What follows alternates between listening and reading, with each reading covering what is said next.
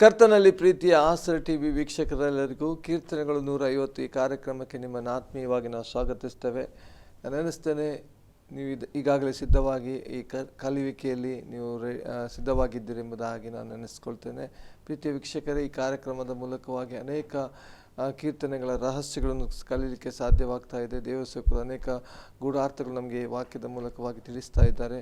ನಾವು ಕಲಿಯುವಿಕೆಯನ್ನು ಇವತ್ತು ಕೂಡ ಮುಂದುವರಿಸಲಿಕ್ಕಿದ್ದೇವೆ. ನಮ್ಮದಲ್ಲಿ ನಮ್ಮ ಆಸರ್ ಟಿವಿಯ ನಿರ್ದೇಶಕರು ಹಾಗೂ DGM ಬೇತೇಲ್ನ ಹಿರಿಯ ಸಭಾಪಾಲಕರಾಗಿರುವಂಥ ಪಾಸ್ಟರ್ ಸುನಿಲ್ ಜಾನ್ ಡಿಸೋಜ ಅವರಿದ್ದಾರೆ. ಯೇಸು ಕ್ರಿಸ್ತನ ನಾಮದಲ್ಲಿ ಈ ಕಾರ್ಯಕ್ರಮಕ್ಕೆ ನಾವು ಅವರನ್ನು ಸ್ವಾಗತಿಸುವ. Pastor praise the Lord. ನಾವು ವಿಭಜನಾ ಕೀರ್ತನೆಗಳ ಕಲಿವಿಕೆಯಲ್ಲಿ ವಿಭಜನಾ ರೂಪಗಳು 13 ಕಲಿಸ್ತಾ ಇದ್ದೀರಾ. ವಿಭಜನಾ ರೂಪಗಳು 13 ಅಂದರೆ ಸ್ತೋತ್ರ ಗೀತೆಗಳು, ವೈಯಕ್ತಿಕ ಪ್ರಲಾಪಗಳು, ಸಾಮಾಜಿಕ ಪ್ರಲಾಪಗಳು, 4ನೇದಾಗಿ ಸ್ತುತಿ ಗೀತೆಗಳು, 5ನೇದಾಗಿ ರಾಜಕೀಯ ಕೀರ್ತನೆಗಳು, 6ನೇದಾಗಿ ಜ್ಞಾನ ಕೀರ್ತನೆಗಳು, 7ನೇದಾಗಿ ಮೆಸ್ಸಿನ ಕುರಿತಾದ ಕೀರ್ತನೆಗಳು, 8ನೇದಾಗಿ ಶಾಪ ಕೀರ್ತನೆಗಳು, 9ನೇದಾಗಿ ಐತಿಹಾಸಿಕ ಚಾರಿತ್ರಿಕ ಕೀರ್ತನೆಗಳು, 10ನೇದಾಗಿ ಯಾತ್ರಾ ಕೀರ್ತನೆಗಳು, 11ನೇದಾಗಿ ಆರಾಧನಾ ಕೀರ್ತನೆಗಳು, 12ನೇದಾಗಿ ಅಲ್ಲಲಿಯ ಕೀರ್ತನೆಗಳು, 13ನೇದಾಗಿ ಧರ್ಮಶಾಸ್ತ್ರ ಕೀರ್ತನೆ. 13 ವಿಭಜನಾ ರೂಪಗಳನ್ನು 150 ಕೀರ್ತನೆಗಳಲ್ಲಿ ಕಾಣ್ತೇವೆ. ಅದರಲ್ಲಿ ನಾವು ಸ್ತೋತ್ರ ಗೀತೆಗಳನ್ನು 6 ನಾವು ಈಗಾಗಲೇ ಧ್ಯಾನಿಸಿದ್ದೇವೆ. ಯಾವುದದು? 8ನೇ ಕೀರ್ತನೆ, 19ನೇ ಕೀರ್ತನೆ, 29ನೇ ಕೀರ್ತನೆ, 33ನೇ ಕೀರ್ತನೆ, 100ನೇ ಕೀರ್ತನೆ, 113ನೇ ಕೀರ್ತನೆ. ಈಗ ನಾವು ಇರುವುದು 2ನೇ ಭಾಗದಲ್ಲಿ, 2ನೇ ವಿಭಜನಾ ರೂಪದಲ್ಲಿ. ಯಾವುದದು? ವೈಯಕ್ತಿಕ ಪ್ರಲಾಪಗಳು. ಯಾವುದದು? 3, 4, 5, 6, 7, 14, 17, 22 8 ಕೀರ್ತನೆಗಳುಂಟು.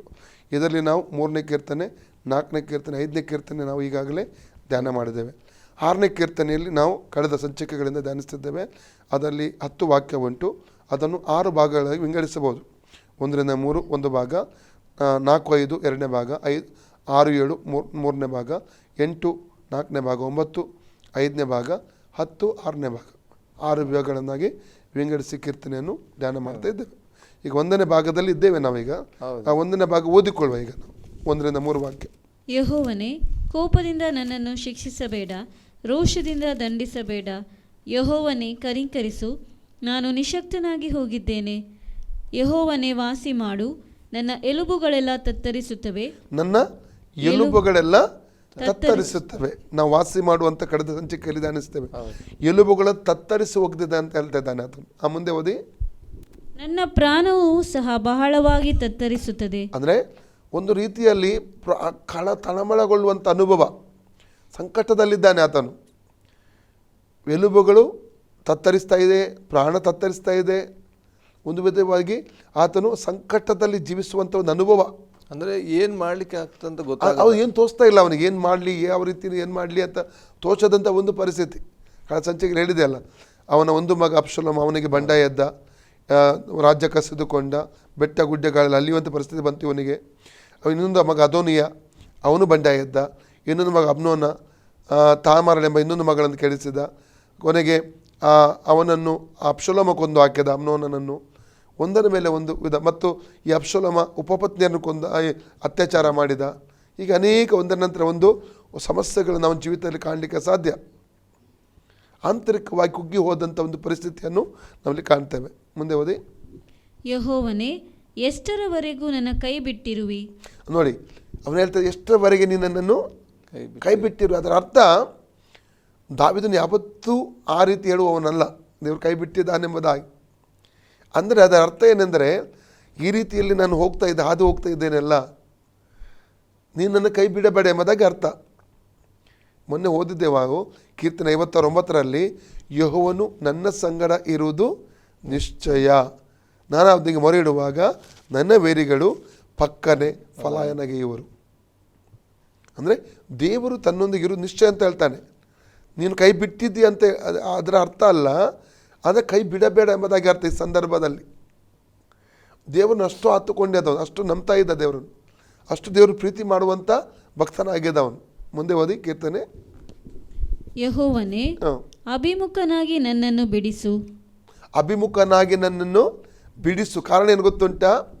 ತನ್ನನ್ನು ಬಿಡಿಸಲಿಕ್ಕೆ, ಬಿಡುಗಡೆ ಮಾಡಲಿಕ್ಕೆ ಈ ಪರಿಸ್ಥಿತಿಯಿಂದ ಬೇರೊಬ್ಬ ಅರಸನಿಗೆ ಆಗುವುದಿಲ್ಲ, ಯಾವುದೇ ದೊಡ್ಡ ವೈದ್ಯನಿಗೆ ಆಗುವುದಿಲ್ಲ, ಯಾವುದೇ ಮನುಷ್ಯನಿಗೆ ಸಾಧ್ಯವಿಲ್ಲ. ಬಿಡಿಸಬೇಕಾದ್ರೆ ಈ ಪರಿಸ್ಥಿತಿಯಿಂದ ದೇವರೇ ಬರಬೇಕಂತ ಚೆನ್ನಾಗಿ ಗೊತ್ತು ಆತನಿಗೆ. ನಾವು ಕೆಲವೊಂದು ಸಂಕಷ್ಟದಲ್ಲಿ ಕಟ್ಟಿ ಹಾಕಲ್ಪಟ್ಟ ಪರಿಸ್ಥಿತಿಯಲ್ಲಿ ಇರುವಾಗ ನಮ್ಮನ್ನು ಆ ಪರಿಸ್ಥಿತಿ ಬಿಡಿಸಲಿಕ್ಕೆ ಅದು ಒಬ್ಬನಿಗೆ ಮಾತ್ರ ಸಾಧ್ಯ, ಅದು ಯೇಸು ಸ್ವಾಮಿಗೆ ಮಾತ್ರ. ಅದನ್ನೇ ನನ್ನನ್ನು ಬಿಡಿಸು. ಇನ್ನೊಂದು ವಾಕ್ಯದಲ್ಲಿ ಕೀರ್ತನೆ 88 ಕೀರ್ತನೆ 6ನೇ ವಾಕ್ಯ ಓದಿ. ಅದೋ ಲೋಕದಲ್ಲಿಯೂ ಗಾಢಾಂಧಕಾರದಲ್ಲಿಯೂ ಅಗಾಧ ಸ್ಥಳದಲ್ಲಿಯೂ ನನ್ನನ್ನು ದೊಬ್ಬಿ ಬಿಟ್ಟಿದ್ದಿ. ನಿನ್ನ ಕೋಪ ಭಾರವು ನನ್ನನ್ನು ಕುಗ್ಗಿಸಿ ಬಿಟ್ಟಿದೆ. ನಿನ್ನ ಎಲ್ಲ ತೆರೆಗಳಿಂದ ನನ್ನನ್ನು ಬಾಧಿಸಿದ್ದಿ. ನನ್ನ ಆಪ್ತರು ನನ್ನನ್ನು ಹೇಸಿ ಬಿಟ್ಟು ಹೋಗುವಂತೆ ಮಾಡಿದ್ದಿ. ಕಟ್ಟಲ್ಪಟ್ಟಿದ್ದೇನೆ, ಬಿಡಿಸಿಕೊಳ್ಳಲಾರೆ. ನೋಡಿ, ಎಲ್ಲರೂ ಬಿಟ್ಟು ಹೋಗಿದ್ದಾರೆ, ತೆರೆಗಳು ನನ್ನ ಮೇಲೆ ಬರ್ತಾ ಉಂಟು. ಎಲ್ಲ ಅನುಭವ, ಆತನು ಕುಗ್ಗಿ ಹೋದ ಅನುಭವ ಹೇಳ್ತಾ ಕೊನೆಗೆ 8ನೇ ವಾಕ್ಯದಲ್ಲಿ ಆತನು ಏನು ಹೇಳ್ತಿದ್ದಾನೆ? 88ರಲ್ಲಿ ಕಟ್ಟಲ್ಪಟ್ಟಿದ್ದೇನೆ, ಬಿಡಿಸಿಕೊಳ್ಳಲಾರೆ. ನಾವು ನಮ್ಮ ಕಟ್ಟಲ್ಪಟ್ಟ ಅವಸ್ಥೆ ನಾವು ಬಿಡಿಸ್ಕೊಳ್ಳಿಕ್ಕೆ ಆಗಲ್ಲ, ಅಥವಾ ಮನುಷ್ಯ ನಮ್ಮ ಬಿಡಿಸ್ಲಿಕ್ಕೆ ಆಗಲ್ಲ. ಅದು ತಾತ್ಕಾಲಿಕ ಪರಿಹಾರ ಆಗಿರ್ಬೋದು. ಈ ಕಟ್ಟಲ್ಪಟ್ಟಂತಂದ್ರೆ ಕಟ್ಟು ಅಂದರೆ ಏನು ಭಾಷೆ? ಆ ಕಟ್ಟು ಎಂಬುದಾಗಿ ಕೆಲವು ಸಮಸ್ಯೆಗಳಲ್ಲಿ ಸಹಿತ ನಮ್ಮನ್ನು ಬಂಧಿಸುವಂಥದ್ದು. ರೋಗ ಆಗಿರ್ಬೋದು, ಪಾಪ ಆಗಿರ್ಬೋದು, ಅಥವಾ ಪೀಡನೆ ಆಗಿರ್ಬೋದು, ಅಥವಾ ಬಾಧೆಗಳಾಗಿರ್ಬೋದು, ವಿವಿಧ ಬಾಧೆಗಳಾಗಿರ್ಬೋದು, ಕುಟುಂಬದ ಸಮಾಧಾನ ಕೆಡಿಸುವಂಥ ಪರಿಸ್ಥಿತಿ ಆಗಿರ್ಬೋದು. ಹೊರಗೆ ಬರಲಿಕ್ಕೆ ಆಗ್ತಾ ಇಲ್ಲ, ಅಲ್ಲಿ ಅನ್ಯೋನ್ಯತೆ ಬರ್ತಾ ಇದೆ ಇಬ್ಬರ ಮಧ್ಯೆ, ಗಂಡ ಹೆಂಡತಿ ಮಧ್ಯದಲ್ಲಿ ಅಂಥ ಸಂಗತಿ, ಆರ್ಥಿಕ ಸಂಕಷ್ಟ ಆಗಿರ್ಬೋದು. ಇವೆಲ್ಲ ಕಟ್ಟುಗಳು. ಅಂದರೆ ಬಯಸಿದ್ದನ್ನು ಮಾಡಲಿಕ್ಕೆ ಆಗದಂಥ ಪರಿಸ್ಥಿತಿ, ದಾರಿ ತೋಚದ ಪರಿಸ್ಥಿತಿ ಕೂಡ, ಬಿಡುಗಡೆಗೆ ಪರಿಹಾರಕ್ಕೆ ಮಾರ್ಗ ಕಾಣದ ಪರಿಸ್ಥಿತಿ, ಅದಕ್ಕೆ ಕಟ್ಟಪಟ್ಟ ಅವಸ್ಥೆ ಅಂತ ಹೇಳ್ತಾರೆ. ಈ ಕಟ್ಟಿಂದ ಮನುಷ್ಯರಿಗೆ ಬಿಡಿಸ್ಲಿಕ್ಕೆ ಆಗೋದಿಲ್ಲ, ಖಂಡಿತ ಆಗಲ್ಲ. ಯೇಸುವಿಗೆ ಮಾತ್ರ ಸಾಧ್ಯ. ಅದಕ್ಕೆ ಅವನು ಎಲ್ಲಿ ಹೋಗ್ತಾ ಇದ್ದಾನೆ?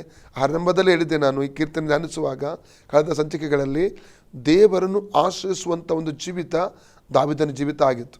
ಇಷ್ಟು ದೊಡ್ಡ ಅರಸನಾಗಿದ್ದರೂ ದೇವರನ್ನೇ ಹತ್ತುಕೊಂಡಿದ್ದ, ದೇವರನ್ನೇ ಆಶ್ರಯಿಸ್ತಾ ಇದ್ದ. ಅದಕ್ಕಾಗಿ ಇಲ್ಲಿ ಆತನು ದೇವ್ರ ಪ್ರಾರ್ಥನೆ ಮಾಡ್ತಾ ಇದ್ದಾನೆ, ನಾನು ಬಿಡಿಸು ಎಂಬುದಾಗಿ. ಮುಂದೆ ಓದಿ ಕೀರ್ತನೆ 1. ನಿನ್ನ ಕೃಪೆಯ ನಿಮಿತ್ತವೇ ನನ್ನನ್ನು ರಕ್ಷಿಸು. ನಿನ್ನ ಕೃಪೆಯ ನಿಮಿತ್ತವೇ ನನ್ನನ್ನು ರಕ್ಷಿಸು. ದೇವರು ಕೃಪಾಪೂರ್ಣನಂತ ಗೊತ್ತು. ಏಷ್ಯ 54:10 ಓದಿ. ಬೆಟ್ಟಗಳು ಸರಿದಾವು, ಬೆಟ್ಟಗಳು ಸ್ಥಳವನ್ನು ಬಿಟ್ಟು ಹೋದಾವು, ಗುಡ್ಡಗಳು ಕದಲಿಯಾವು, ಆದರೆ ನನ್ನ ಕೃಪೆಯು ನಿನ್ನನ್ನು ಬಿಟ್ಟು ಹೋಗದು. ಸಮಾಧಾನದ ನನ್ನ ಒಪ್ಪಂದವು ಕದಲದು ಎಂದು ನಿನ್ನನ್ನು ಕರುಣಿಸುವ ಯೆಹೋವನು ಅನ್ನುತ್ತಾನೆ. ದೇವರ ಕೃಪೆ ಎಂದರೆ ಏನು ದಾವೀದನಿಗೆ ಚೆನ್ನಾಗಿ ಗೊತ್ತಿತ್ತು. ಅದು ಕೃಪಾಪೂರ್ಣ ಅಂತ ಚೆನ್ನಾಗಿ ಗೊತ್ತಿತ್ತು. ಅದಕ್ಕಾಗಿ ನಿನ್ನ ಕೃಪೆ ನನ್ನನ್ನು ಬಿಟ್ಟು ಹೋಗಬಾರದು ಎಂಬುದಾಗಿ ಆತನು ಪ್ರಾರ್ಥಿಸ್ತಾ ಇದ್ದಾನೆ. ಮುಂದೆ ಪುನಃ ಓದಿ ವಾಕ್ಯ, ಕೀರ್ತನೆ 6ನೇ ಕೀರ್ತನೆ ಪುನಃ ಓದಿ. ಯೆಹೋವನೇ, ಅಭಿಮುಖನಾಗಿ ನನ್ನನ್ನು ಬಿಡಿಸು. ನಿನ್ನ ಕೃಪೆಯ ನಿಮಿತ್ತವೇ ನನ್ನನ್ನು ರಕ್ಷಿಸು. ನಿನ್ನ ಕೃಪೆಯ ನಿಮಿತ್ತವೇ ನನ್ನನ್ನು ರಕ್ಷಿಸು. ಯಾಕೆ ಆತನ ಹಾಗೆ ಹೇಳ್ತಿದ್ದಾನೆ? 2 ಸಾಮುವೇಲ 7:15 ಓದಿ. ನಾತನ ಪ್ರವಾದಿಯ ಮೂಲಕ ದೇವರು ದಾವೀದನೊಟ್ಟಿಗೆ ಇಲ್ಲಿ ಮಾತಾಡ್ತಾ ಇದ್ದಾನೆ. ಮುಂದೆ ಆತನಿಗೆ ಹುಟ್ಟುವಂಥ ಮಗ ಯಾರು? ಸೊಲೊಮೋನ ಕುರಿತಾಗಿ ಮಾತಾಡ್ತಿದ್ದಾನೆ. ಆತನ ಮಗನಾದ ಸೊಲೊಮೋನ ಅವನ ನಂತರ ಸಿಂಹಾಸನ ಏರುವ ಕುರಿತಾಗಿ ಮಾತಾಡ್ತಿದ್ದಾನೆ. ಅವನ ಕುರಿತಾಗಿ ಮಾತಾಡುವಾಗ ಸೌಲನ ನೆನಪು ಮಾಡ್ತಾ ಇದ್ದಾನೆ ದೇವರು. ಏನಂದರೆ, ಸೌಲನನ್ನು ನನ್ನ ಕೃಪೆ ಬಿಟ್ಟು ಹೋದ ಹಾಗೆ ನಿನ್ನ ಮಗನಾದ ಸೊಲೊಮೋನನನ್ನು ಬಿಟ್ಟು ಹೋಗುವುದಿಲ್ಲ. ನೋಡಿ ಎಂಥ ವಾಗ್ದಾನ, ನೋಡಿ ಓದಿ. ಆದರೂ ನನ್ನ ಕೃಪೆಯು ಸೌಲನನ್ನು ಬಿಟ್ಟು ಹೋದ ಹಾಗೆ ಅವನನ್ನು ಬಿಟ್ಟು ಹೋಗುವುದಿಲ್ಲ. ಅವನನ್ನು ಯಾರನ್ನು? ಸೊಲೊಮೋನನನ್ನು, ಅವನ ಮಗನನ್ನು. ಮುಂದಿನ ವಾಕ್ಯ ನೀವು 9ನೇ ವಾಕ್ಯದಿಂದ ಓದ್ತಾ ಬಂದರೆ ಗೊತ್ತಾಗ್ತದೆ ಯಾರ ಕುರಿತು ಮಾತಾಡ್ತಾ ಇದ್ದಾನಂತ. ಸೊಲೊಮೋನ ಕುರಿತಾಗಿ ಮಾತಾಡ್ತಿದ್ದಾನೆ. ಅದೇ ಇಲ್ಲಿ ದಾವೀದನಿಗೆ ಗೊತ್ತು ದೇವರ ಕೃಪೆ ಅಂದರೆ ಏನು ಅಂತ ಅದು ಗೊತ್ತು. ಆ ಕೃಪೆ ಅಲ್ವಾ ಕುರುಬನಿಂದ ಅವನು ಎತ್ತಿದ್ದು. ಕುರುಬನ ಕೆಲಸದಿಂದ ಎತ್ತಿ, ಯಾರು ಅವನಿಗೆ ಸ್ಟೇಟಸ್ ಇರಲಿಲ್ಲ, ಪರಿಚಯ ಇರಲಿಲ್ಲ, ಏನು, ಅಲ್ಲಿಂದ ದೇವರು ಎತ್ತಿ ಸಿಂಹಾಸನ ಕೂತ್ಕೊಳ್ಳೋ ದೇವರ ಕೃಪೆ ಅಲ್ವಾ ಅದು. ನಮ್ಮ ಜೀವಿತದಲ್ಲೂ ಕೂಡ ದೇವರ ಕೃಪೆ ಅಂದರೆ ಜೀವಿಸ್ತಾ ಇದ್ದೇವೆ ನಾವು. ಎಲ್ಲವೂ ದೇವರ ಕೃಪೆ. ಶ್ವಾಸ ತೆಗೆಯುವುದು ದೇವರ ಕೃಪೆ, ಜೀವಿಸುವುದು ದೇವರ ಕೃಪೆ, ನಾವು ಹುಟ್ಟಿದಂಥ ಬಟ್ಟೆ ಇವೆಲ್ಲವೂ ದೇವರ ಕೃಪೆಯಿಂದ ಸಿಕ್ಕಿದ್ದು ನಮಗೆ. ಮುಂದೆ ಓದಿ.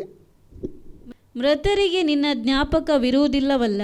ಮೃತರಿಗೆ ನಿನ್ನ ಜ್ಞಾಪಕ ಇರುವುದಿಲ್ಲವಲ್ಲ. ಪಾತಾಳದಲ್ಲಿ ನಿನ್ನನ್ನು ಸ್ತುತಿಸುವವರು ಯಾರು? ಯಾಕೆ ತಾವು ಹೀಗೆ ಹೇಳ್ತಿದ್ದಾನೆ? ಮೃತರಿಗೆ ನಿನ್ನ ಜ್ಞಾಪಕ ಇರುವುದಿಲ್ಲವಲ್ಲ. ಸತ್ತಂಥವರು ದೇವರಿಗೆ ಸ್ತುತಿಸುವುದಿಲ್ಲ. ಸತ್ತ ವ್ಯಕ್ತಿಗಳು ವಿಶ್ರಾಂತಿಯಲ್ಲಿರ್ತಾರೆ. ಏಷ್ಯಾ 38:18-20 ಓದಿ. ಏಷ್ಯಾ 38:18-20.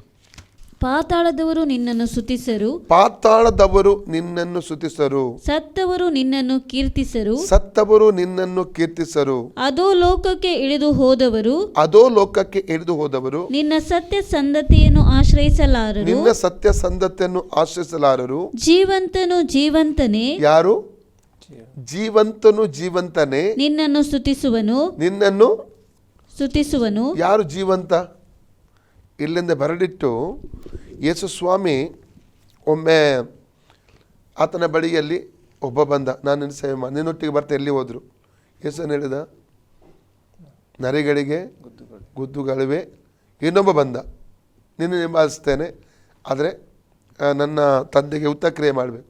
ಸತ್ತವರು ಉತ್ತಕ್ರಿಯೆ ಮಾಡಲಿ. ಆ ವಾಕ್ಯ ಓದುವ. ಲೂಕ್ 9:57-61 ವಾಕ್ಯ, 67 ವಾಕ್ಯ ಓದಿ. ಲೂಕ್ 9:57.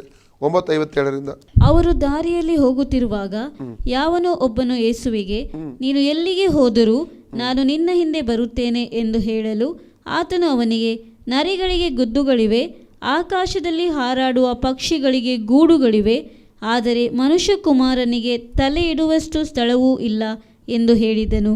ಆತನು ಮತ್ತೊಬ್ಬನಿಗೆ, ನನ್ನನ್ನು ಹಿಂಬಾಲಿಸು ಎಂದು ಹೇಳಲು ಅವನು, ಸ್ವಾಮಿ, ನಾನು ಮೊದಲು ಹೋಗಿ ನನ್ನ ತಂದೆಯ ಉತ್ತರ ಕ್ರಿಯೆಗಳನ್ನು ಮಾಡಿ ಬರುವಂತೆ ನನಗೆ ಅಪ್ಪಣೆಯಾಗಬೇಕು ಅಂದನು.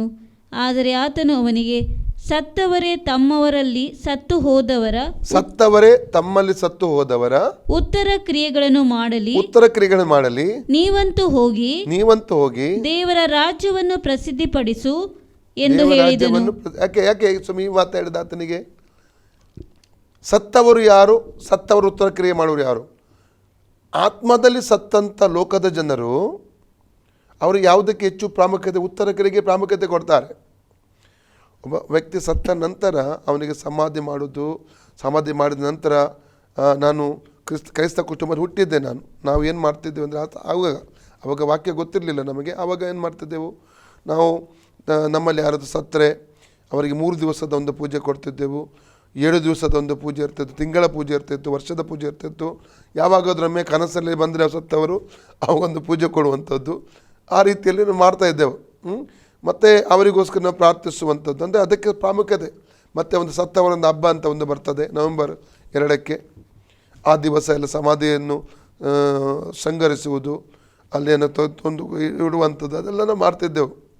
ನಾನು ಮಾಡುವಂಥದ್ದು ಮಾತ್ರ ಹೇಳ್ತೀನಿ, ನಮ್ಮ ಕುಟುಂಬ ಏನು ಮಾಡ್ತಿದ್ದು ಅದರ ಬಗ್ಗೆ ಮಾತ್ರ ಹೇಳ್ತಿದ್ದೇನೆ. ಅಂದರೆ ಆವಾಗ ವಾಕ್ಯದ ಆಧಾರದಲ್ಲಿ, ನಮ್ಮ ಸತ್ಯವಾಕ್ಯದಲ್ಲಿ ನಾವು ಏನಾದರೂ ಈ ಭೂಮಿಯಲ್ಲಿ ಸತ್ತವರಿಗೆ ಆಗಿ ಮಾಡುವಂಥ ಯಾವುದೇ ಕಾರ್ಯಕ್ಕೆ ಅದಕ್ಕೆ ಏನಾದರೂ ಇದು ಸಿಗ್ತದ ಅಂತ?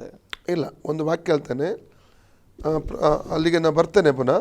ಆದರೆ ಪ್ರಸಂಗಿ 6:12 ಬನ್ನಿ.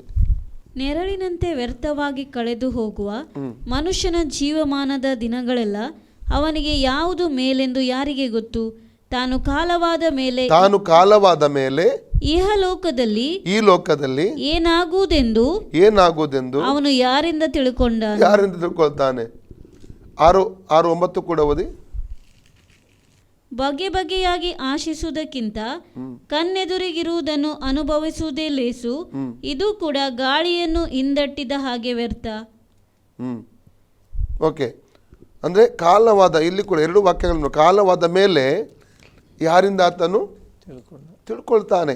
ಸತ್ತ ನಂತರ ಮನುಷ್ಯನಿಗೆ ಈ ಲೋಕದ ಏನು ನಡೀತಿದೆ ಅವನಿಗೆ ಗೊತ್ತಿಲ್ಲ, ಅವನಿಗೆ ಪಾಲಿಲ್ಲ ಮನುಷ್ಯನಿಗೆ ಈ ಲೋಕದಲ್ಲಿ. ಅರ್ಥ ಆಯ್ತಲ್ಲ? ಈಗ ಸತ್ತ ನಂತರ ಒಬ್ಬ ವ್ಯಕ್ತಿ 2 ಸ್ಥಳಕ್ಕೆ ಹೋಗ್ತಾನೆ. 2 ಸ್ಥಳಕ್ಕೆ ಹೋಗ್ಬೇಕು, 2ರಲ್ಲಿ 1 ಸ್ಥಳಕ್ಕೆ ಹೋಗಬೇಕು. ಒಂದೇ ಉಪದ್ರವ ಸ್ಥಳಕ್ಕೆ, ಯಾತನೆ ಸ್ಥಳಕ್ಕೆ ಹೋಗಬೇಕು, ರಕ್ಷಣೆ ಹೊಂದದೇ ಹೋದರೆ. 2ನೇದಾಗಿ ವಿಶ್ರಾಂತಿ ಸ್ಥಳಕ್ಕೆ ಹೋಗಬೇಕು. ಆ ವಿಶ್ರಾಂತಿ ಸ್ಥಳದಲ್ಲಿರುವ ಒಂದು ವಿಶ್ರಾಂತಿ ಸ್ಥಳದಲ್ಲಿರ್ತಾನೆ, ಉಪದ ಸ್ಥಳದಲ್ಲಿರುವ ಉಪದ ಸ್ಥಳಕ್ಕೆ. ಉಪದ ಸ್ಥಳದಲ್ಲಿ ಲೂಕ 16:19-31 ಐಶ್ವರ್ಯವಂತ ಹೋದ, ಅಲ್ಲಿಂದ ಬರಲಿಕ್ಕೆ ಆಗಲಿಲ್ಲ ಅವನಿಗೆ. ಜೀವಂತ ಅವನ 5 ಜನ ಐಶ್ವರ್ಯವಂತರಿದ್ದರು, ಅಣ್ಣಂದಿರು. ಅವರು ಅವನಿಗೆ ಸಮಾಧಿಗೆ ಏನೇನು ಇಟ್ಟಿರ್ಬೋದು, ಪೂಜೆ ಕೊಟ್ಟಿರ್ಬೋದು, ಪ್ರಾರ್ಥನೆ ಮಾಡಿರ್ಬೋದು, ಎಲ್ಲ. ಅವನ ಪಾಪ ಅಲ್ಲಿ ಯಾತನೆ ಪಡ್ತಾ ಇದ್ದ. ಉತ್ತರ ಕ್ರಿಯೆ ಆಯಿತು ಎಂದು ಬರೆಯಲ್ಪಟ್ಟಿದೆ ಅಲ್ವಾ? ಉತ್ತರ ಕ್ರಿಯೆ ಆಯ್ತು ಅಂತ ಬರೆಯಲ್ಪಟ್ಟಿದೆ. ಐಶ್ವರ್ಯವಂತರ ಉತ್ತರ ಕ್ರಿಯೆ ತುಂಬ ಒಳ್ಳೆದಿರ್ಬೋದು. ಒಂದು 10 ಜನ ಪೂಜೆ ಮಾಡುವವರಿದ್ದರೆ 20 ಜನ ಇದ್ದರೆ ಸ್ವಲ್ಪ ದೊಡ್ಡ ಸ್ಟೇಟಸ್ ಇರ್ತದೆ ಲೋಕದಲ್ಲಿ ನೋಡ್ತೇವೆ ನಾವು. ಇವರು 20 ಜನ ಇದ್ರು, 10 ಜನ, 1000 ಜನ ಬಂದಿದ್ರು ಅಂತ ಹೇಳ್ತಾರೆ ಕೆಲವರು ಅವರ ಪೂಜೆಗೆ, ಸತ್ತವನ ಪೂಜೆ. ಸ್ವಲ್ಪ ಪಾಪ ಅವನೆಲ್ಲಿದ್ದಾನೆ, ನೀವು ಮಾಡಿರಲಿ, ಅವನೆಲ್ಲಿದ್ದಾನೆ ಜನ ಅರ್ಥ ಮಾಡಿಕೊಳ್ಳೋದಿಲ್ಲ. ಸತ್ತ ನಂತರ ಒಬ್ಬ ವ್ಯಕ್ತಿಗಾಗಿ ಏನೆಲ್ಲ ಮಾಡುವಂಥದ್ದು ಅದು ವ್ಯರ್ಥವೇ ವ್ಯರ್ಥ. ಅದಕ್ಕೆ ಯೇಸು ಅವನಿಗೆ ಹೇಳಿದ, ಶರೀರದಲ್ಲಿ ಆತ್ಮದಲ್ಲಿ ಸತ್ತವರು ಶರೀರದಲ್ಲಿ ಸತ್ತವನ ಉತ್ತರ ಕ್ರಿಯೆ ಮಾಡಲಿ. ನೀನು ಜೀವ ಆಗಿದ್ದೀಗ, ನಿನ್ನ ಕೆಲಸ ಏನು ಜೀವ ಆದವನದ್ದು, ಅದರ ಹಿಂದೆ ಬೀಳುವಂಥದ್ದಲ್ಲ. ಅವರು ಮಾಡ್ತಾ ಹೋಗಲಿ, ನಿನ್ನ ಜೀವ ಆದವನ ಕೆಲಸ ಏನು? ಸ್ವಾರ್ಥ ಸಾರೋದು, ದೇವರ ರಾಜ್ಯ ಪ್ರಸಿದ್ಧಿ ಬಿಡಿಸುವುದು. ಲೂಕ 9:52 ಈಗ ಓದಿದ್ದೇವಲ್ಲ, ಆ ಶಿಷ್ಯನಿಗೆ ಯೇಸು ಅದನ್ನು ಹೇಳ್ತಾ ಇದ್ದಾನೆ. ನಿನ್ನ ಕಣ್ಣು ತೆರೆದಿದೆ, ಆತ್ಮಿಕ ಕಣ್ಣು ತೆರೆದಿದೆ, ಸತ್ಯ ತಿಳ್ಕೊಂಡಿದ್ದೀಗ ನೀನು, ಅದರ ಹಿಂದೆನೇ ಹೋಗ್ತಾ ಇದ್ದರೆ ಅದು ಇದಲ್ಲ, ಏನು ಹೇಳ್ತಾರೆ, ಒಂದು ಲಾಭದ ಒಂದು ಕೆಲಸ ಅಲ್ಲ, ಅದು ಪ್ರಯೋಜನಕರವಾದ ಕೆಲಸ ಅಲ್ಲ. ಅರ್ಥ ಆಯ್ತಲ್ಲ? ಜೀವ ಇರುವ ವ್ಯಕ್ತಿಗೆ ದೇವರು ಹೇಳಿದ್ದು, ಮಾನಸಾಂತರಪಟ್ಟು ದೇವರ ಕಡೆ ತಿರುಗಿ ಹೋಗು. ಸತ್ತ ಮೇಲೆ ಮುಗೀತು, ಪ್ರಾಣ ಹೋಯಿತು, ಹೋಗುವ ಸ್ಥಳಕ್ಕೆ ಹೋಗಿಬಿಟ್ಟ ಅವನು. ಲೋಕದಲ್ಲಿ ಜೀವಿಸುವಾಗ ರಕ್ಷಣೆ ಹೊಂದಿದ್ರೆ, ಪವಿತ್ರವಾಗಿ ಜೀವಿಸಿದರೆ, ವಚನ ಪ್ರಕಾರ ದೇವರ ವಾಕ್ಯ ತಿಳ್ಕೊಂಡು ಅವನು ಖಂಡಿತ ವಿಶ್ರಾಂತಿ ಸ್ಥಳಕ್ಕೆ ಹೋಗ್ತಾನೆ. ಯೇಸು ನರಸಮರಣದಲ್ಲಿ ಆತನು ಎಬ್ಬಿಸಲ್ಪಟ್ಟು ಪುನಸ್ಸನ್ನಾಗಿ ಮಹಿಮೆ ಶರೀರದೊಂದಿಗೆ ಪರಲೋಕಕ್ಕೆ ಎತ್ತಲ್ಪಡ್ತಾನೆ. ರಕ್ಷಣೆ ಹೊಂದದೆ ಹೋಗಿದ್ರೆ ಅವನೆಲ್ಲಿ ಹೋಗ್ತಾನೆ? ಪಾತಾಳಕ್ಕೆ, ಅಲ್ಲಿ ಉಪದ್ರ ಸ್ಥಳಕ್ಕೆ ಹೋಗ್ತಾನೆ, ಯಾತ್ರಾ ಸ್ಥಳಕ್ಕೆ ಹೋಗ್ತಾನೆ. ಬಿಡಿ ಸಿಂಹಾಸನದವರು ನ್ಯಾಯತೀರ್ಪು ಅಲ್ಲಿ ಇರ್ತಾನೆ. ಪ್ರಕರಣ 20:11-15 ಪ್ರಕಾರ ಮತ್ತೆ ಅವನು ನಿಜವಾದ ಬೆಂಕಿಯ ಗಂಧಕ ಕರಕ್ಕೆ ದೊಬ್ಬಲ್ಪಡ್ತಾನೆ. 2 ಸಲ ಹೋಗುದು, ಸತ್ತ ನಂತರ ಇರಲಿಕ್ಕೂ. ಅದು ಜೀವಿಸುವವರು ಸತ್ತವರಿಗೋಸ್ಕರ ಏನೇ ಮಾಡಿ, ಗಟ್ಟಿ ಹಿಡಿ, ಪಾಯಸ ಇಡಿ, ಮತ್ತೇನಾದರೂ ಪ್ರಾರ್ಥನೆ ಮಾಡಿ, ಪೂಜೆ ಕೊಡಿ, ಏನು ಬೇಕಾದರೆ ಕೊಡಿ, ಅವೆಲ್ಲವೂ ಅವರಿಗೆ ಅದು ಸಂದಾಯವಾಗುವುದಿಲ್ಲ. ಅದರಿಂದ ಪ್ರಯೋಜನ ಕೂಡ ಇಲ್ಲ. ಅದು ನಾನು ಮಾಡ್ತಿದ್ದರೆ ಹೇಳೋದು, ಬೇರೆ ಯಾರು ಮಾಡ್ತಾ ಅವರಿಗೆ ಬಿಟ್ಟು, ಅವರ ನಂಬಿಕೆ ಬಿಟ್ಟದ್ದು. ನಾವು ಏನು ಮಾಡ್ತಿದ್ದು, ನಮ್ಮ ಕುಟುಂಬ ಏನು ಮಾಡ್ತಾ, ಅದನ್ನು ಮಾತ್ರ ನಾನು ಹೇಳ್ತಾ ಇದ್ದೇನೆ. ಅರ್ಥ ಆಯ್ತಲ್ಲ? ಅದಕ್ಕೆ ಇಲ್ಲಿ ಏಷ್ಯಾ 38:18-20 ಸುಂದರವಾಗಿ ಅಲ್ಲಿ ನಾವು ಹಿಜ್ಕೀಯನು ಮಾತಾಡುವಂಥ ಮಾತಾಡ್ತಾನೆ. ಜೀವಂತ ಸತ್ತವನ್ನು ನಿನ್ನ ಸ್ತುತಿಸುವುದಿಲ್ಲ, ಪಾತಾಳದು ನಿನ್ನ ಕೀರ್ತಿಸುವುದಿಲ್ಲ, ಜೀವಂತನಾದ ನಾನೇ. ನೋಡಿ ಎಂಥ ಪದ ಯೂಸ್ ಮಾಡ್ತಾನೆ ನೋಡಿ ಅವನು. ಓದಿ. ಜೀವಂತನು ಜೀವಂತನೇ ನಿನ್ನನ್ನು ಸ್ತುತಿಸುವನು. ಯಾರು ಸ್ತುತಿಸ್ತಾನೆ? ಸತ್ತವನಲ್ಲ. ಜೀವಂತನು ಜೀವಂತನೇ, ಆತ್ಮದಲ್ಲಿ ಜೀವ ಹೊಂದಿದವನು ಜೀವಂತನೇ ನಿನ್ನನ್ನು ಸ್ತುತಿಸ್ತಾನೆ. ಸತ್ತವರಿಗೆ ಸ್ತುತಿಸ್ಲಿಕ್ಕೆ ಆಗಲ್ಲ. ನಾವು ಕೆಲವು ಸಭೆಗಳನ್ನು ನೋಡಿದ್ದೇನೆ ನಾನು. ಸ್ತುತಿಸುವ ಸಮಯದಲ್ಲಿ ಕೈ ಕಟ್ತಾ ಇರ್ತಾರೆ, ಹೀಗೆ ಕೂತ್ಕೊಳ್ತಾ ಇರ್ತಾರೆ.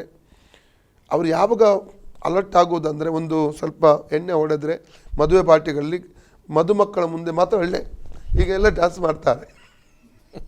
ಬೇಕಾದ್ರೆ ದೇವರ ಮುಂದೆ ಕುಣಿಲಿಕ್ಕೆ ಬೇಡ, ದೇವರ ಚಪ್ಪಲ್ ತಟ್ಟಲಿಕ್ಕೆ ಬೇಡ.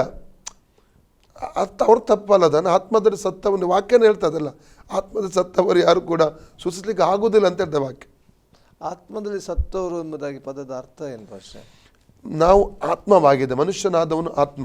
ನಾವು ಯಾರು ಶರೀರವಲ್ಲ. ನಾವು ಶರೀರದ ಒಳಗೆ ಜೀವನ ಮಾಡ್ತಿದ್ದೇವೆ. ಯೋಬ 4:19 ಓದಿ. ಜಾಬ್ 4:19. ಧೂಳಿನಲ್ಲಿರುವ ಅಸ್ಥಿವಾರದ ಮೇಲೆ ಮಣ್ಣಿನಿಂದಾದ ಶರೀರಗಳೆಂಬ ಮನೆಗಳೊಳಗೆ ವಾಸ ಮಾಡ್ತಿದ್ದೇವೆ.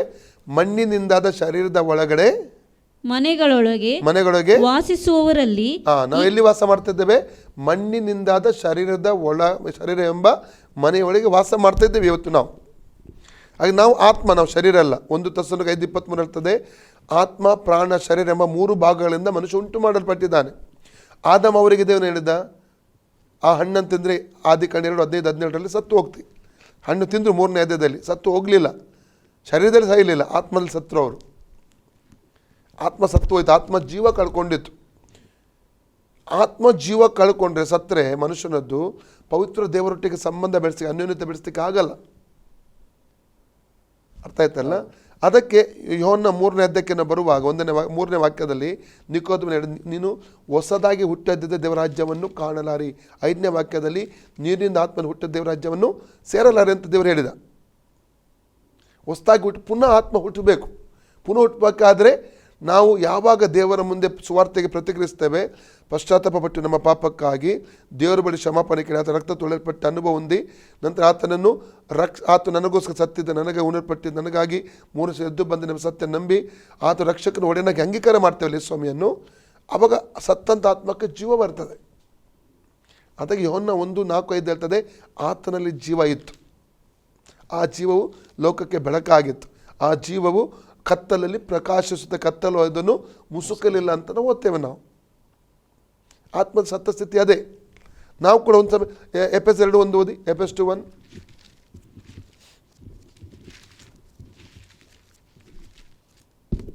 ಆತನು ಅಪರಾಧಗಳ ಮತ್ತು ಪಾಪಗಳ ದೆಸೆಯಿಂದ ಸತ್ತವರಾಗಿದ್ದ ನಿಮ್ಮನ್ನು ಸಹ, ನಿಮ್ಮನ್ನಂದ್ರೆ ಯಾರು? ಆತ್ಮ. ಪ್ರಕಟಣೆ 3:1 ಓದಿ. ರೆವಲ್ಯೂಷನ್ 3:1. ಸಾರ್ದಿಸ್ನಲ್ಲಿರುವ ಸಭೆಯ ದೂತನಿಗೆ ಬರೆ, ದೇವರ 7 ಆತ್ಮಗಳು 7 ನಕ್ಷತ್ರಗಳು ಉಳ್ಳಾತನು ಹೇಳುವುದೇನೆಂದರೆ, ನಿನ್ನ ಕೃತ್ಯಗಳನ್ನು ಬಲ್ಲೆನು, ಜೀವಿಸುವವನು ಎಂದು ಹೆಸರು ನಿನಗಿದ್ದರು, ಜೀವಿಸುವನು ಎಂದು ಹೆಸರು ನಿನಗಿದ್ದರು, ಸತ್ತವನಾಗಿದ್ದಿ ಎಂಬುದನ್ನು ಬಲ್ಲೆನು. ಅಂದ್ರೆ ಶರೀರದಲ್ಲಿ ಜೀವಿಸ್ತಾ ಇದ್ದಾರೆ, ಆತ್ಮದಲ್ಲಿ ಸತ್ತಿದ್ದಾರೆ. ಆತ್ಮಕ್ಕೆ ಜೀವ ಯಾವಾಗ ಬರ್ತದೆ? ಯೇಸು ಈ ವ್ಯಕ್ತಿಯ ಒಳಗಡೆ ಬರುವಾಗ, ಹೃದಯದಲ್ಲಿ ಬರುವಾಗ ಅವನು ಜೀವ ಹೊಂದುತ್ತಾನೆ. ಅದೇ ಆತ್ಮದ ಸಿತ್ತಂತ ಸ್ಥಿತಿ. ಇವತ್ತು ಆತ್ಮದಲ್ಲಿ ಸತ್ತವರು ಯಾರು ಸ್ತುತಿಸ್ಲಿಕ್ಕೆ ಆಗಲ್ಲ. ವಾಕ್ಯ ಹೇಳ್ತದೆ, ಅವರ ತಪ್ಪಲ್ಲ ಪಾಪ. ಜೀವ ಹೊಂದಿದವನು ಮಾತ್ರ ಸ್ತುತಿಸ್ಲಿಕ್ಕೆ ಸಾಧ್ಯ. ಚಪ್ಪಾಳೆ ಹೊಡಿತಾನೆ, ದೇವರಿಗೆ ಮುನ್ನೆ ನೃತ್ಯ ಮಾಡ್ತಾನೆ, ದಾವಿದನು ಕುಣಿದ ಹಾಗೆ. ಅದು ಜೀವ ಹೊಂದಿದವನು ಮಾತ್ರ, ಸತ್ತವನು ಆಗಲ್ಲ. ಅದು ಸುಮ್ಮನೆ ಅವರು ಸ್ತುತಿಸೋದಿಲ್ಲ, ಅವ್ರು ಕೈ ಕಟ್ಟಿ ಕೂತ್ಕೊಳ್ತಾರೆ, ಮತ್ತು ಕೈ ಹೀಗೆ ಮಾಡಿಕೊಂಡು ಕೂತ್ಕೊಳ್ತಾರೆ ಅಂತ ನಾವು ಹೇಳ್ತೇವೆ. ಇಲ್ಲ, ಅವರು ತಪ್ಪಲ್ಲ. ಅದು ಆತ್ಮ ಸತ್ತಿದ್ದಾರೆ ಅವರು ಪಾಪ, ಅವರಿಗೆ ಗೊತ್ತಿಲ್ಲ. ಸತ್ತ ವಾಕ್ಯನ ಹೇಳ್ತದಲ್ಲ. ಪುನಃ ಓದಿ ಏಷ್ಯಾ 38:18-20. ಪಾತಾಳದವರು ನಿನ್ನನ್ನು ಸ್ತುತಿಸರು, ಸತ್ತವರು ನಿನ್ನನ್ನು ಕೀರ್ತಿಸರು, ಅದೋ ಲೋಕಕ್ಕೆ ಇಳಿದು ಹೋದವರು ನಿನ್ನ ಸತ್ಯ ಸಂಧತೆಯನ್ನು ಆಶ್ರಯಿಸಲಾರರು. ಜೀವಂತನು ಜೀವಂತನೇ ನಿನ್ನನ್ನು ಸ್ತುತಿಸುವನು, ಹೌದು ಜೀವಂತನಾದ ನಾನೇ, ಜೀವಂತನಾದ ನಾನೇ ಈ ಹೊತ್ತು ನಿನ್ನನ್ನು ಹೊಗಳುವೆನು. ನಿನ್ನನ್ನು ಹೊಗಳು. ಎಂಥ ವಾಕ್ಯ ನೋಡಿ. ಜೀವಂತನಾದ ನಾನೇ, ನಾವಿದು ಹೇಳ್ತಿದ್ದಾನೆ, ನಾನೇ ನಿನ್ನನ್ನು ಹೊಗಳ್ತೇನೆ, ಸ್ತುತಿಸ್ತೇನೆ ಅಂತ ಆತನಲ್ಲಿ ಹೇಳುವಂಥದ್ದನ್ನು ಕಾಣ್ತಾ ಇದ್ದೇವೆ. ಇನ್ನೊಂದು ವಾಕ್ಯ ಓದುವ. ಕೀರ್ತನೆ 88:10-13. ನೀನು ಸತ್ತವರಿಗೆ ಅದ್ಭುತ ಕಾರ್ಯಗಳನ್ನು ತೋರಿಸುವೆಯೋ, ಸತ್ತವರಿಗೆ ಅದ್ಭುತ ಕಾರ್ಯ ತೋರಿಸುವೆಯೋ, ಪ್ರೇತಗಳು ಎದ್ದು ನಿನ್ನನ್ನು ಕೊಂಡಾಡುವವೋ, ಪ್ರೇತಗಳು ಎದ್ದು ನಿನ್ನ ಕೊಂಡಾಡುವವೋ, ಸಮಾಧಿಯಲ್ಲಿ ನಿನ್ನ ಕೃಪೆಯನ್ನು, ನಾಶಲೋಕದಲ್ಲಿ ನಿನ್ನ ಸತ್ಯತೆಯನ್ನು ಸಾರುವುದುಂಟು. ಕತ್ತಲೆಯ ಲೋಕದಲ್ಲಿ ನಿನ್ನ ಮಹತ್ ಕಾರ್ಯಗಳು, ಮರವೆಯ ದೇಶದಲ್ಲಿ ನಿನ್ನ ನೀತಿಯು ತಿಳಿಯಲ್ಪಡುವವು. ಅದುವರೆ ವಾಕ್ಯವಾಗಿ ಮುಗಿಲಿಲ್ಲ. ನಾವಾದರೂ ಯೆಹೋವನೇ ನಿನಗೆ ಮೊರೆಯಿಡುತ್ತೇನೆ, ಉದಯದಲ್ಲಿ ನಿನ್ನ ವಿಜ್ಞಾಪನೆಯು ನಿನ್ನ ಮುಂದೆ ಬರುವುದು. 8-10 ನಾವು ನೋಡಿದ್ದೇವೆ. 13ನೇ ವಾಕ್ಯದಲ್ಲಿ ಆತನ ಹೇಳ್ತಾ ಇದ್ದಾನೆ.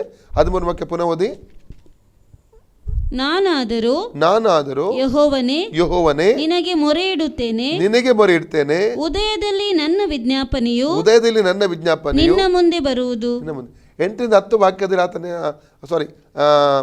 12 ವಾಕ್ಯದವರೆಗೆ ಓದಿದ್ರೆ, ನಾವು 10-12 ವಾಕ್ಯದವರೆಗೆ ಓದಿದ್ರೆ ಅಲ್ಲಿ ಏನು ಹೇಳ್ತಾರೆ? ಪಾತಾಳದವರು ಸ್ತುತಿಸುವುದಿಲ್ಲ, ಮರೆಯ ಲೋಕದಲ್ಲಿ ಸ್ತುತಿಸುವುದಿಲ್ಲ. ಆದರೆ 13ನೇ ವಾಕ್ಯ ಏನು ಹೇಳ್ತದೆ? ನಾನಾದರೂ ಎಂಬ ಪದ ಆತನು ಉಪಯೋಗಿಸಿದೆ. ನಾನಾದರೂ ಅಂದರೆ ನಾನು ನಿನ್ನ ಸ್ತುತಿಸ್ತಾ ಜೀವಂತನಾಗಿದ್ದೇನೆ ನಾನು ಅಲ್ಲ. ಇನ್ನೊಂದು ವಾಕ್ಯ 115 ಕೀರ್ತನೆ 17-18 ವಾಕ್ಯ. 115 ಕೀರ್ತನೆ 17-18 ವಾಕ್ಯ. ಸತ್ತವರು ಯಾಹುವನ್ನು ಸ್ತುತಿಸುವುದಿಲ್ಲ, ಮೌನ ಲೋಕ ಸೇರಿದವರಲ್ಲಿ ಯಾರು ಆತನನ್ನು ಕೀರ್ತಿಸುವುದಿಲ್ಲ. ನಾವು ಇಲ್ಲಿ ನೋಡಿ, ನಾವು ಎಂಬಂತ ಪದ. ನಾವು ಇಂದಿನಿಂದ ಸದಾಕಾಲವು ಯಾಹುವನ್ನು ಕೊಂಡಾಡುವೆವು. ಅವರು ಸ್ತುತಿಸುವುದಿಲ್ಲ, ಸತ್ತವರು, ನಾಶಲೋಕ ಸೇರಿದವರು. ನಾವು ಯಾಕೆ ಈ ಪದ ಉಪಯೋಗಿಸ್ತೇನೆ? ಜೀವಂತನಾಗಿದ್ದೇನೆ, ನಾವು ಜೀವಂತವಾದವರು. ನಾವು ಪುನಃ ಓದಿ 18 ವಾಕ್ಯ. ನಾವು ಇಂದಿನಿಂದ ಸದಾಕಾಲವು ಯಾಹುವನ್ನು ಕೊಂಡಾಡುವೆವು. ಯಾಹುವಿಗೆ ಸ್ತೋತ್ರ. ಇನ್ನೂ ಉಂಟು. ಕೀರ್ತನೆ 39 ಕೂಡ ಓದ್ಬೋದು. ಕೀರ್ತನೆ ಅನೇಕ ವಾಕ್ಯಗಳನ್ನು ಕೊಡ್ಬೋದು. 30 ಕೀರ್ತನೆ 9ನೇ ವಾಕ್ಯ ಓದಿ.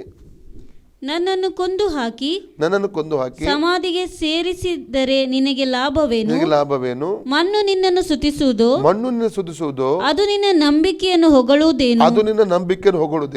ನೋಡಿ ಎಂತ ಒಂದು ಮಾತು. ಅಂದ್ರೆ ದಾವೀದ ಹೇಳ್ತಾನೆ, ವ್ಯತ್ಯಾಸ ಸತ್ತವರಿಗೂ ಜೀವಿಸುವವರಿಗಿರುವಂಥ ವ್ಯತ್ಯಾಸ. ಲೋಕದಲ್ಲಿ ಸತ್ತವರು ಆತ್ಮದಲ್ಲಿ ಸತ್ತವರು ಶರೀರದಲ್ಲಿ ಜೀವಿಸ್ತಿದ್ದಾರೆ. ಲೋಕದಲ್ಲಿ ಶರೀರದಲ್ಲಿ ಜೀವಿಸುವವರಲ್ಲಿ ಆತ್ಮದಲ್ಲಿ ಜೀವಿಸುವವರು ಇದ್ದಾರೆ. ಇದು ವ್ಯತ್ಯಾಸ. ಯಾರು ಶರೀರದಲ್ಲಿ ಜೀವಿಸುವಾಗಲೇ ಆತ್ಮದಲ್ಲಿ ಜೀವಿಸಿದ್ದಾರೆ ಅವರು ಮತ್ತೆ ಸ್ತುತಿಸ್ತಾರೆ, ಮಹಿಮೆಪಡಿಸ್ತಾರೆ. ಅಂದರೆ ಜೀವಂತನು ಯಾವಾಗಲೂ ದೇವರನ್ನು ಸ್ತುತಿಸ್ತಾ ಇರ್ತಾನೆ, ಮಹಿಮೆಪಡಿಸ್ತಾ ಇರ್ತಾನೆ. ಅದಕ್ಕೆ ದಾವೀದ 103 ಕೀರ್ತನೆ 1 ವಾಕ್ಯದಲ್ಲಿ, ನನ್ನ ಮನವು ಇವನನ್ನು ಕೊಂಡಾಡು, ನನ್ನ ಸರ್ವನಿಗೆ ಆತ ನಮ್ಮನ್ನು ಕೀರ್ತಿಸಿರಿ, ನನ್ನ ಮನೆಯನ್ನು ಕೊಂಡು ಆತನ ಮಾಡಿದ ಉಪಕಾರಗಳಲ್ಲಿ ಒಂದನ್ನು ಮರೆಯದಿರು. ಆ ದೇವರಿಗೆ ಸ್ತುತಿ ಸ್ತೋತ್ರ ಸಲ್ಲಿಸ್ತಾರೆ. ಕೀರ್ತನೆ 34 ಎಡೆ ಬೆಳೆದ ಹೊನ್ನನ್ನು ಕೊಂಡಾಡ್ತಾನೆ ದಾವೀದನು ಹೇಳ್ತಾನೆ. ಓಕೆ, ನಾವು ತಿರುಗಿ ಕೀರ್ತನೆ 6ನೇ ಕೀರ್ತನೆಗೆ ಬರುವ 5-6 ವಾಕ್ಯಕ್ಕೆ ತಿರುಗಿ ಬರುವ 3ನೇ ಭಾಗ. ಮೃತರಿಗೆ ನಿನ್ನ ಜ್ಞಾಪಕವಿರುವುದಿಲ್ಲವಲ್ಲ, ಪಾತಾಳದಲ್ಲಿ ನಿನ್ನನ್ನು ಸ್ತುತಿಸುವವರು ಯಾರು? ನಾನು ನರನರಳಿ ದಣಿದಿದ್ದೇನೆ. ಪ್ರತಿ ರಾತ್ರಿಯೂ ನರನರಳಿ ನಾನು ಏನು ಆಗಿದ್ದೇನೆ? ನರಳಾಟದ ದಣಿದಿದ್ದಾನೆ ಆತನು. ಯಾವ ರೀತಿ ನರಳಾಟ ಇರ್ಬೋದು ಸ್ವಲ್ಪ ಯೋಚನೆ ಮಾಡಿ. ಇವನು ತುಂಬ ಅರಸ, ಕಿಂಗ್ ಇವನು, ಇಸ್ರೇಲರ ಅರಸ ಇವನು. ನರಳಾಟದಲ್ಲಿ ಜೀವಿಸ್ತಿದ್ದಾನೆ ಆತನು, ಮಾನಸಿಕವಾಗಿ ನರಳಾಡ್ತಾ ಇದ್ದಾನೆ ಆತನು. ಕೆಲವರು ಹೇಳ್ತಾರಲ್ಲ, ಸಾಕಾಗಿ ಹೋಯ್ತು, ಅನುಭವಿಸಿ ಸಾಕಾಗಿ ಹೋಯ್ತು, ಸಹಿಸಿ ಸಾಕಾಯಿತು. ಆ ರೀತಿಯಲ್ಲಿ ದಾವೀದ ಹೇಳ್ತಾನೆ, ನರಳಿ ನಾನು ದಣಿದಿದ್ದೇನೆ ಅಂತ ಆತನು ದೇವರು ನೋಡಿ ಹೇಳ್ತಾ ಇದ್ದಾನೆ. ಅಂದರೆ ದೇವರ ಮುಂದೆ ಪರಿಪೂರ್ಣ ಹೃದಯವನ್ನು ಬಿಚ್ಚುವಂಥ ತೊರೆಯುವಂಥ ದಾವೀದನನ್ನು ನಾವಿಲ್ಲಿ ಕಾಣ್ತೇವೆ. ಈ ಕೀರ್ತನೆ ನಾನು ಆವಾಗಲೇ ಹೇಳಿ 6 ಭಾಗ. ಯಾವುದು? 1ರಿಂದ 3 1 ಭಾಗ, 4 ಮತ್ತು 5 2ನೇ ಭಾಗ, 6 ಮತ್ತು 7 3ನೇ ಭಾಗ, 8 4ನೇ ಭಾಗ, 9 5ನೇ ಭಾಗ, 10 6ನೇ ಭಾಗ. 10 ವಾಕ್ಯಗಳು ಉಂಟಿದರಲ್ಲಿ. ನಾವೀಗ 4ನೇ ಭಾಗಕ್ಕೆ ಬಂದಿದ್ದೇವೆ ಅಲ್ಲ? ಹೌದು. ನಾವು 4ನೇ ಭಾಗವನ್ನು ಬರುವ ಸಂಚಿಕೆಯಲ್ಲಿ, ಇನ್ನೊಂದು ಸಂಚಿಕೆಯಲ್ಲಿ ಧ್ಯಾನ ಮಾಡೋಣ. ಪ್ರೀತಿಯ ವೀಕ್ಷಕರೇ, ಬಹಳಷ್ಟು ವಿಷಯಗಳನ್ನು ಈ ಕೀರ್ತನೆಯಿಂದ ದೇವ ಸೇವಕರು ನಮಗೆ ತಿಳಿಸಿದ್ರು. ನಿಜವಾಗಿ ಜೀವಂತರಾದಂಥ ನಾವುಗಳು ದೇವರನ್ನು ಸ್ತುತಿಸ್ತೇವೆ. ಒಂದು ವೇಳೆ ಇವತ್ತು ಪಟ್ಟಿಯಲ್ಲಿ ನಮ್ಮ ಹೆಸರು ಇಲ್ಲ ಎಂಬುದಾಗಿ ಇರುವುದಾದರೆ, ಅಥವಾ ಆ ಒಂದು ನಿರೀಕ್ಷೆ ನಮ್ಮಲ್ಲಿರುವುದಾದರೆ, ಯೇಸು ಸ್ವಾಮಿ ನಮ್ಮ ಹೃದಯದಲ್ಲಿ ಕರೆದು ನಾವು ಜೀವಂತರ ಪಟ್ಟಿಯಲ್ಲಿ ನಮ್ಮ ಹೆಸರನ್ನು ಬರೆದುಕೊಳ್ಳೋಣ. ಪರಲೋಕಕ್ಕೆ ಬಾಧ್ಯರಾಗ್ತೇವೆ ಮತ್ತು ನಾವು ದೇವರನ್ನು ಸ್ತುತಿಸುವುದಕ್ಕೆ ನಮಗೆ ಸಾಧ್ಯವಾಗ್ತದೆ ಎಂಬುದಾಗಿ ಹೇಳುತ್ತಾ ಇವತ್ತಿನ ಕಾರ್ಯಕ್ರಮ ನಾವು ಮುಗಿಸಲಿಕ್ಕೆ ಬಯಸ್ತೇವೆ. ನಮ್ಮದಲ್ಲಿ ಆಸರೆ ಟಿ ವಿ ಬಂದು ತಮ್ಮ ಈ ಒಂದು ಕೀರ್ತನೆಯ ಕಲಿವಿಕೆಯಲ್ಲಿ ಅನೇಕ ವಿಷಯಗಳನ್ನು ತಿಳಿಸಿಕೊಟ್ಟಂಥ ದೇವಸೇವಕರಿಗೆ ಆಸರೆ ಟಿ ವಿ ಪರವಾದಂಥ ವಂದನೆಗಳು. Pastor praise the Lord. ಇನ್ನೊಂದು ಸಂಚಿಕೆಯಲ್ಲಿ ಇದರ ಮುಂದಿನ ಭಾಗವನ್ನು ಕಲಿಯಲಿಕ್ಕಿದ್ದೇವೆ. ಅಲ್ಲಿವರೆಗೆ ನಿಮ್ಮ ನೆಚ್ಚಿನ ಆಸರೆ ಟಿವಿಯನ್ನು ವೀಕ್ಷಿಸ್ತಾ ಇರಿ. ವಂದನೆಗಳು.